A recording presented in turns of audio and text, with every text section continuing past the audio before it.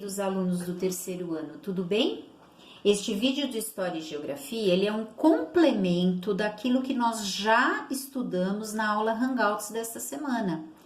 Vocês se lembram quando a professora Valéria compartilhou a tela com vocês do notebook dela e nós entramos no Google Maps e estudamos, vimos, observamos a cidade de Guaxupé? Observamos de mais longe, então vimos toda a cidade, depois fomos chegando mais perto, fomos observando que ela é dividida em vários bairros e que os bairros são formados por várias ruas e quarteirões, como nesta foto que está aqui. Esta foto ela foi retirada na cidade de São Paulo, em um bairro que se chama Pinheiros. Então, observem que nós temos vários quarteirões. Alguns são no formato mais retangular, outros mais quadradinhos, outros mais arredondados, triangulares, enfim. Os quarteirões, eles têm formatos diferentes. E vários quarteirões e várias ruas e avenidas formam os bairros. Então, de quarteirão em quarteirão, surgem os bairros. Estamos aqui na página 110 da nossa apostila. Então, a gente vai ver aqui que os bairros de uma cidade, eles são um conjunto de quarteirões e de ruas. Então, um bairro é um conjunto de quarteirões e de ruas. A maioria das cidades do nosso país é dividida em vários bairros. Por que a maioria? Porque tem cidades que são tão pequeninas que é como se fosse um bairro só, não consegue ter mais de um bairro. Assim como as ruas, os bairros também podem mudar com o tempo. Lembra na aula Hangouts quantas imagens a professora Valéria compartilhou com vocês? Como eram algumas ruas em Guaxupé e como elas estão hoje? E nós vimos que muitas coisas influenciam nessa mudança, porque muda a maneira do povo viver, né? Cada bairro tem características próprias. Vamos descobrir algumas características dos bairros fazendo as atividades a seguir. Aqui nós temos alguns textos e nesses textos nós temos a descrição de um bairro que não existe de verdade, é um bairro criado. A professora já até grifou aqui algumas coisas. Vamos ver por quê. No bairro em que eu moro, a maioria das casas é térrea. Então, casa é um tipo de construção. Ele é asfaltado, as casas têm água encanada, rede de esgoto e luz elétrica. As crianças brincam na rua quando voltam da escola, que é no mesmo bairro. Lá é bem tranquilo, todos se conhecem e se ajudam. Tem padaria. Por que eu grifei de laranja padaria? Porque é um estabelecimento comercial em que podemos comprar pão quente. E mercado, também é um estabelecimento comercial, grife de laranja. E uma praça bem cuidada. A Associação de Moradores está tentando montar uma biblioteca para todos usarem, crianças, jovens e idosos. Então, nos parece, né? Aparenta ser um bairro que tem muitas residências. O que é uma residência? É uma casa onde moram pessoas. Então, o texto 1, ele nos leva a crer que é um bairro como Agenor de Lima, em Guaxupé. Um bairro que tem muitas casas e poucos estabelecimentos que faz comércio. Texto 2. Vamos ver no texto 2 o que nós temos. No meu bairro, a maioria das casa também, é feita com restos de madeira e construção, tábuas de papelão. Aqui não tem água encanada. Por que eu grifei de verde? Porque de verde é para a gente grifar aquilo que é muito importante para que as pessoas tenham na vida, como água, luz, esgoto, né? Ruas asfaltadas, que são benefícios que os moradores precisam ter, mas neste bairro não tem. Não tem água encanada nem esgoto. Luz elétrica tem, mas o asfalto ainda não chegou. Quando chove, as ruas ficam que é só lama. Estamos pedindo à prefeitura que construa um posto de saúde, mas está demorando. A creche é boa, mas não há vaga para todas as crianças que precisam dela. Na verdade, este bairro ele também tem muitas residências, porque tem muitas pessoas morando, como nós lemos aqui. Porém, as residências são mais simples, são feitas de madeira. É como se fossem favelas. Não tem água encanada, não tem esgoto, né? Rede de esgoto. Então é um bairro mais pobre, mas também é um bairro que tem residências.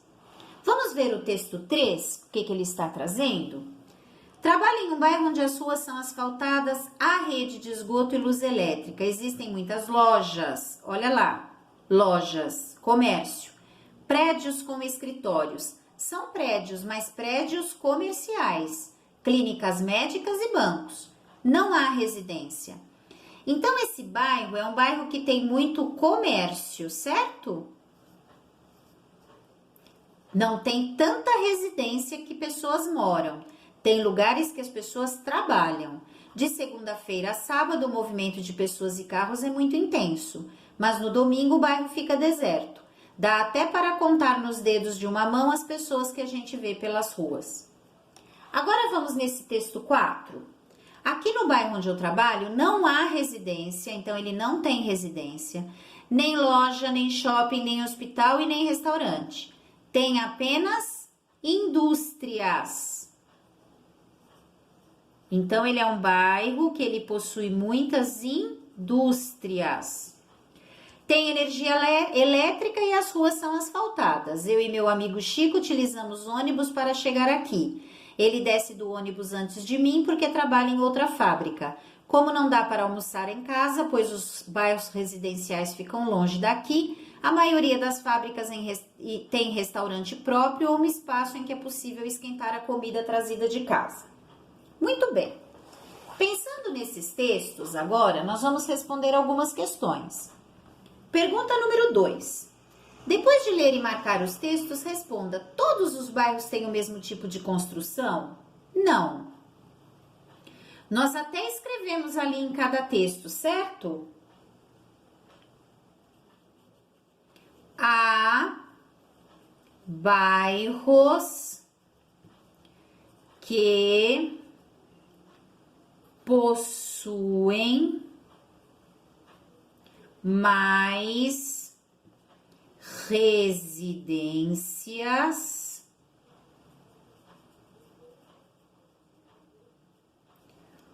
outros mais comércio, lojas comerciais, né? Comércio e outros com mais indústrias. A partir desta observação, a gente vai preencher as informações da resposta 3. Vejam aqui, ó. Classifique os bairros citados em R residencial, I industrial, C se for comercial. No texto 1, ele é R. E ele é residencial porque há predomínio, há mais quantidades, o que predomina, o que tem mais. Há predomínio de residências, casas, né? Onde as pessoas moram. Muito bem. E o texto 2 também. Também há predomínio de residências.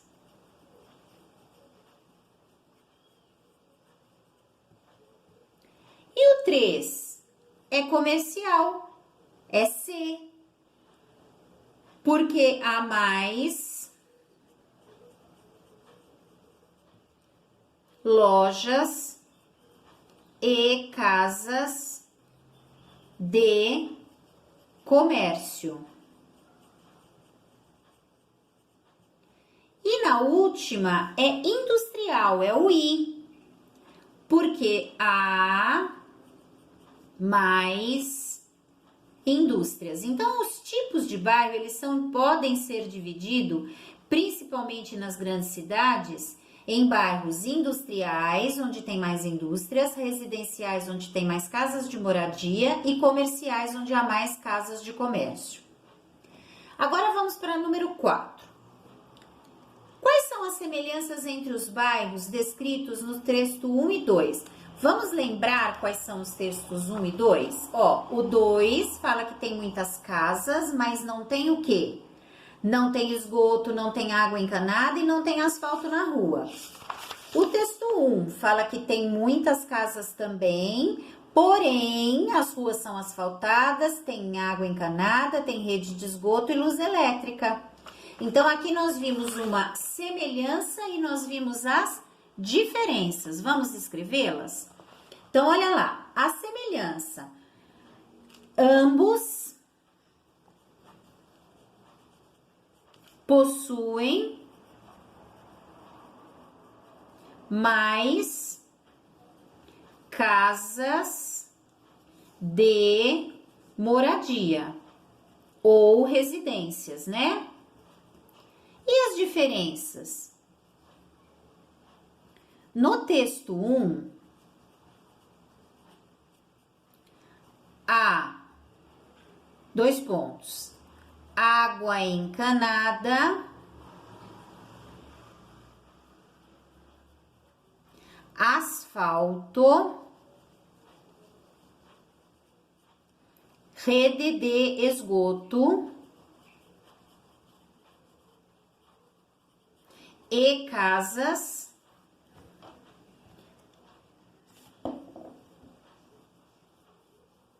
de alvenaria, ou seja, de tijolos, né? Tijolo, cimento. No 2, né? No texto 2, as casas são de madeira e não há asfalto,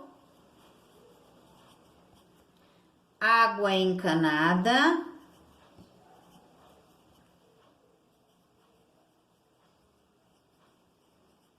e rede de esgoto.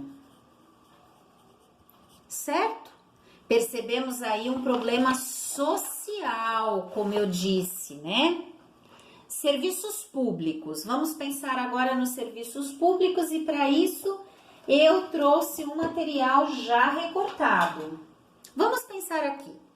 A população dos bairros da cidade tem direito a ruas pavimentadas, vamos grifar, ruas pavimentadas, ruas asfaltadas ou com paralelepípedos, água encanada, rede de esgoto, coleta de lixo, escola, creche, posto de saúde, segurança, áreas de lazer, transporte e luz elétrica. Tudo isso, as pessoas que moram na cidade, elas têm o direito de ter.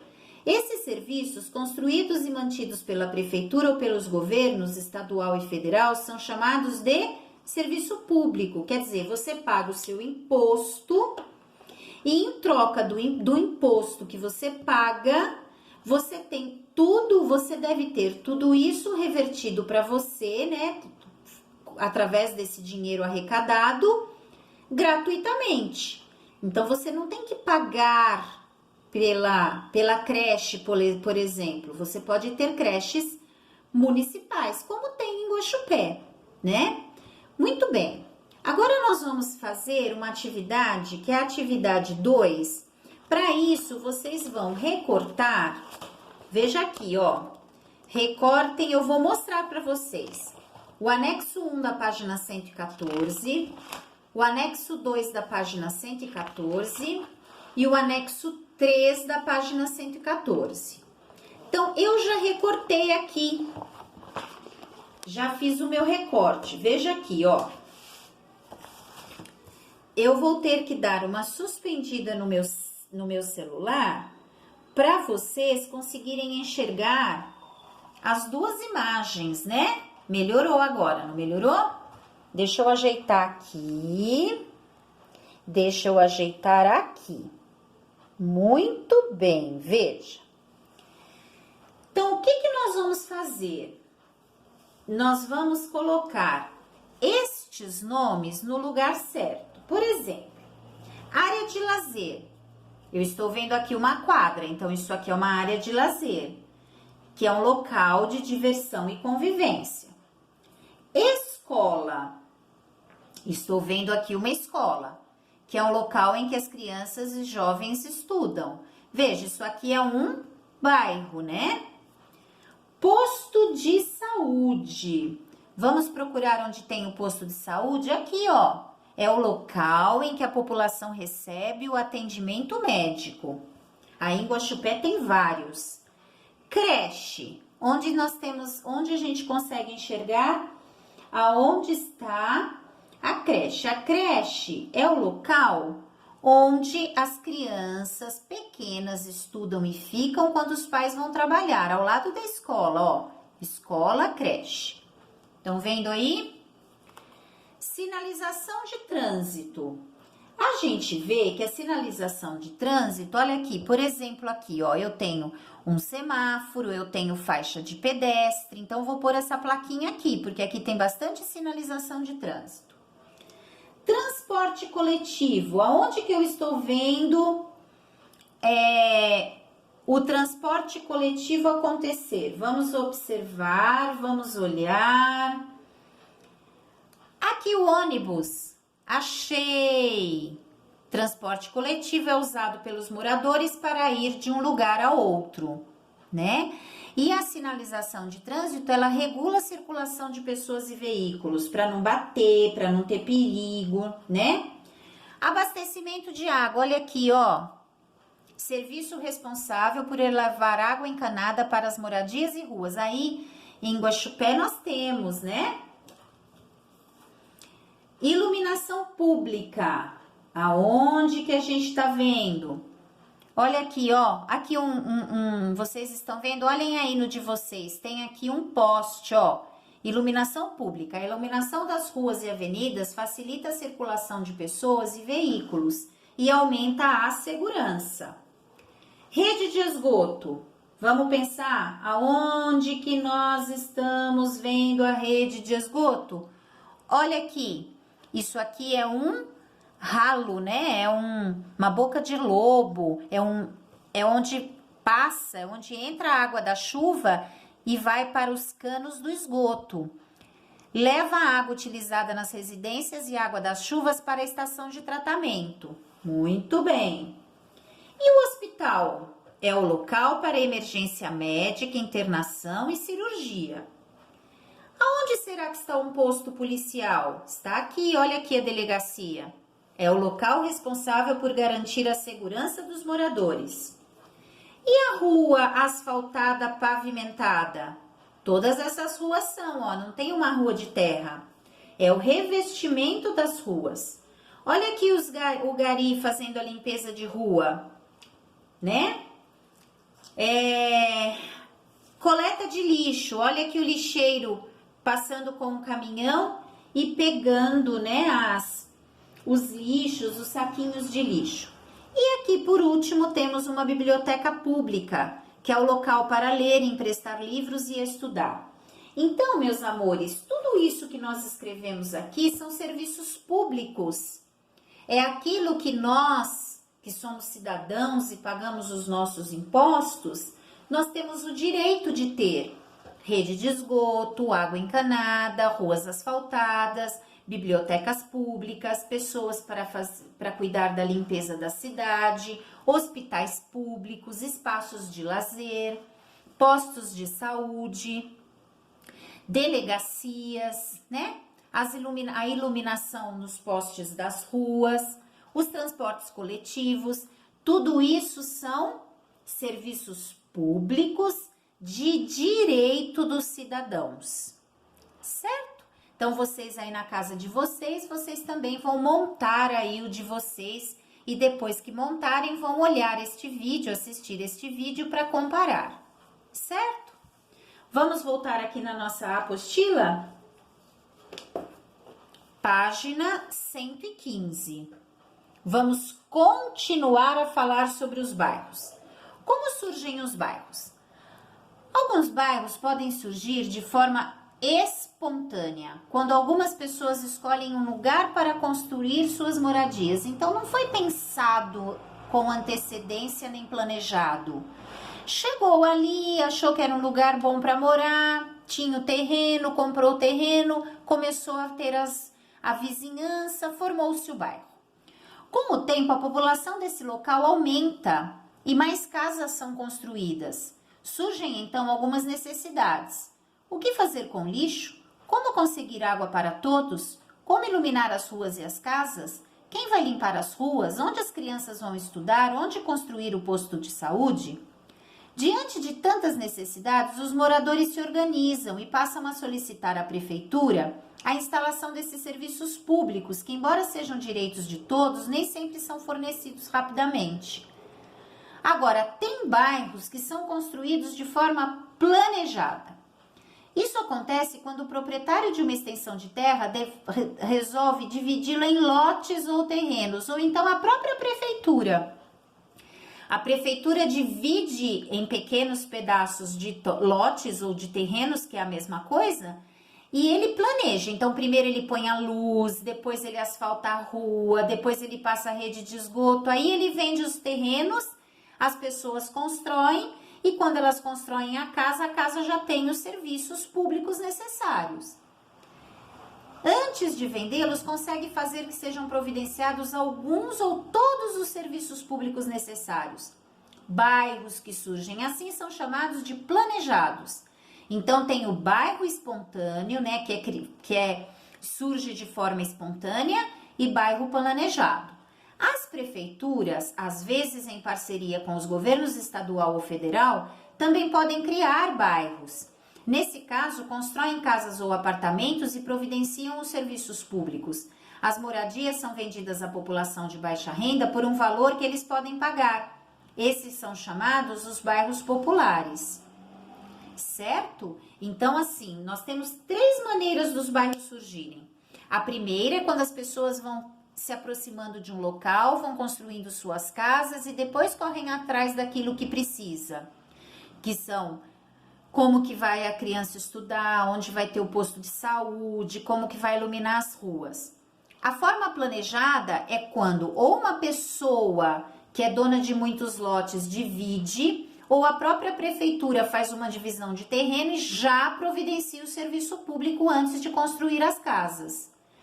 Ou a prefeitura consegue, junto ao governo estadual e federal, um dinheiro, constrói casas populares, casas mais simples, apartamentos mais simples, já oferecendo serviço público, né, asfaltando as ruas, colocando serviço de água, de luz, e esses são chamados de bairros populares, certo? Agora nós vamos conhecer a história de um bairro. Vamos lá. Cada bairro tem sua história.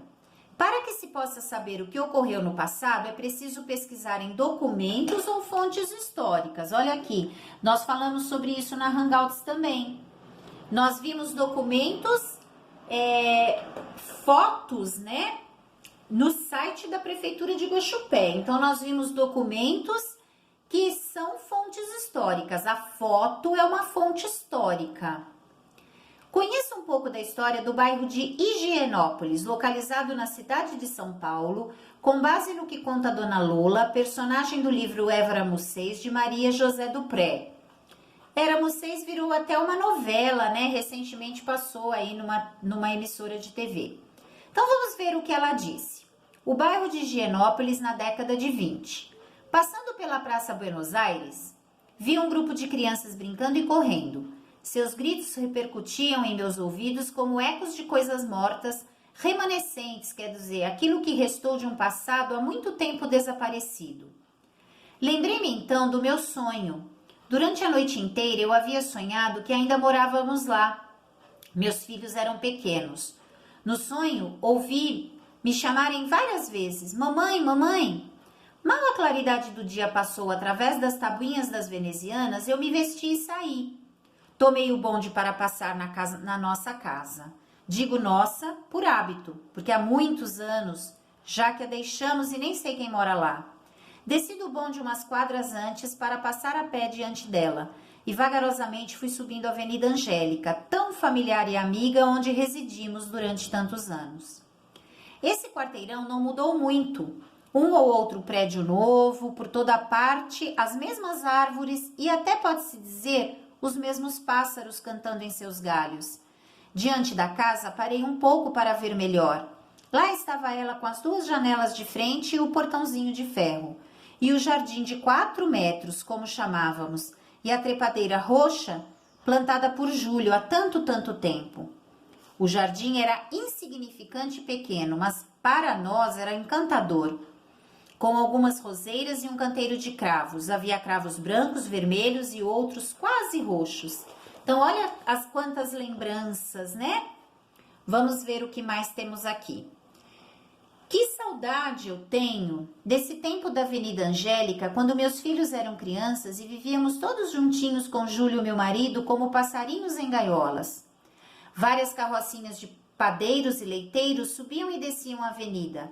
Pessoas saíam de suas casas e iam esperar o bonde na esquina. De vez em quando eu ia visitar tia Emília na rua Guaianazes e ela também me visitava uma vez por ano. Há tempos já que não tinha carruagem. Compraram um grande automóvel preto que fazia sucesso por onde passava. Brilhante e imponente, mas quando começava a rodar, soltava uma fumaça escura e fedorenta. Alfredo ficava o tempo todo examinando o automóvel detalhadamente. Quando a limusine parava em frente à nossa casa, era uma alegria para ele conversar sobre maquinismos, que é um conjunto de peças e máquinas, né? Principalmente de automóveis. Nessa época, Isabel, que se aproximava dos 8 anos, também entrou na escola. Eu me lembro tão bem do primeiro dia que ela foi, tão entusiasmada e tão contente, com uma saia preguiada azul marinho e blusinha branca de fustão, que é o nome de um tecido, né? Na cabeça, um grande laço de fita vermelha. Voltou tagarelando muito, contando maravilhas da professora e das outras meninas. Chegamos então a 1922. Muitas casas novas apareceram perto da nossa e nas travessas da Avenida Angélica. A cidade fez um progresso assustador. Ruas que antigamente eram lama e pó foram calçadas e nos terrenos baldios surgiam palacetes e mais palacetes. Baldio é vazio, né? Sem construção. À noite, à volta da mesa da sala de jantar, conversávamos sobre o futuro das crianças. Carlos dizia que ia ser médico, Alfredo queria ser mecânico, Julinho queria estudar engenharia e Isabel dizia que ia ser professora. Então, isso foi retirado do livro Éramos Seis, de Maria José Dupré. E aqui a gente consegue observar bem, né, como que as coisas mudaram. Essa aqui é a autora, ó, a foto dela, da Maria José Dupré.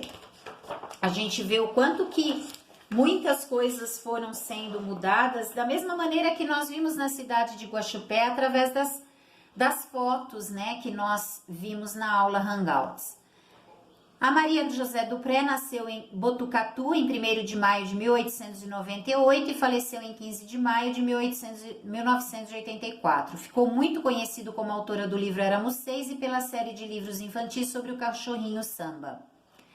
Vamos responder essas perguntas sobre o bairro de Higienópolis na década de 20? Se você já respondeu conforme eu solicitei na plataforma, agora é hora da correção. Vamos lá? Que época é descrita no texto? A época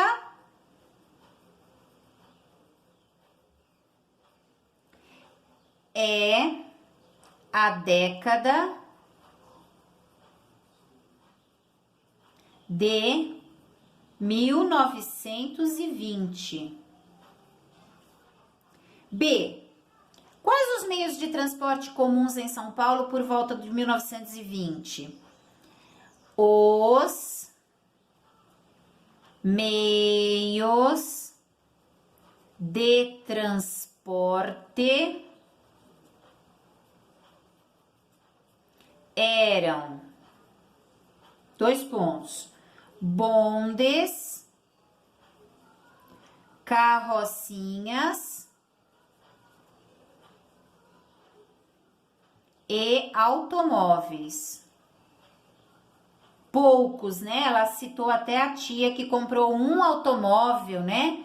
Era muito raro ter automóveis. Qual a características das ruas dos bairros antes do progresso de 1932? As ruas eram de terra. Qual a característica das ruas após o progresso de 1922? As ruas foram calçadas, né?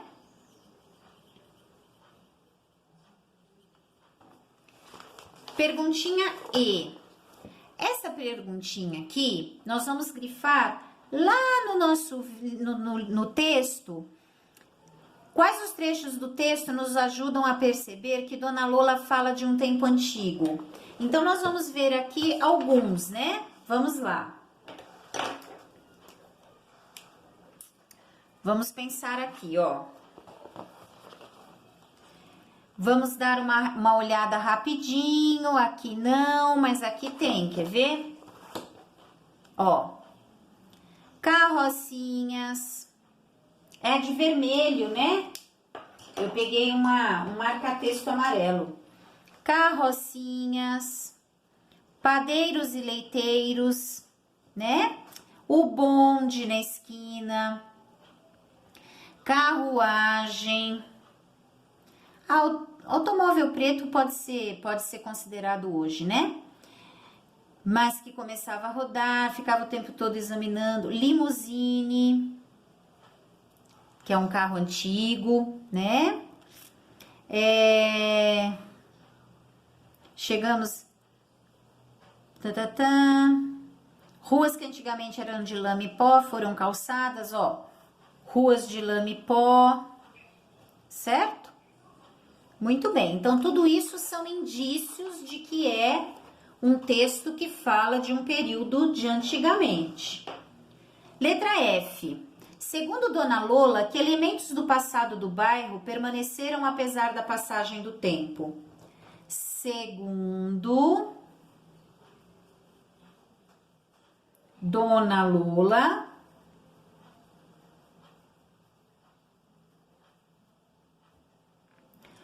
os quarteirões. Olha lá, os quarteirões não mudaram, né?